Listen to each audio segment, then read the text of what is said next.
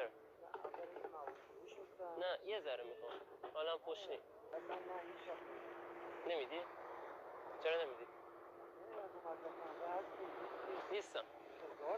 من بدبخت شدم خودم باید چی که دمت گرم. بیا اینجا. واقعیتش من دارم ویدیو میگیرم، صورتت نمیگیرم. خودت بگو اصلا. تو باید بکنه خب من بدبخت شدم بس دیگه چی که دیگه دمت گرم. عشقی. من یه مبلغ 1 تومن میدم بخاطر این دل بزرگت. شوخی میکنم.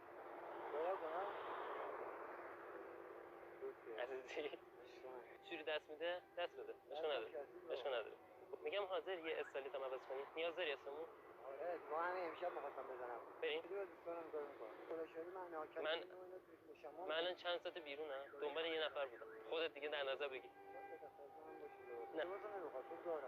من خودم کپ ندارم ولی راحت باشه. نه اصلا مشکلی نداره. ما تو خودمون به خدا هر چی اون موقع همون میشه. بخواد این چهارجوری نخواد میریم اگه اجازه بدید اولادم درست کنم بعد میام. بحث کارم حالا با هم صحبت می‌کنیم. تو این اینستاگرام فعالیت می‌کنم. از طرف من هستن شغل بهت بدم. نگهبانی، کارواش، هر چیزی بخواد. بخاطر وسایل الان صبر کنم با هم بریم. بیا تعارف نکن. بیا بریم. بیا. بیا. الان باور می‌کنم با این حرکت می‌کردی. حریف نیست.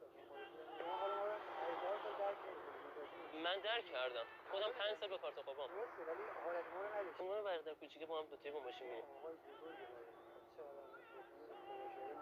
موبایلم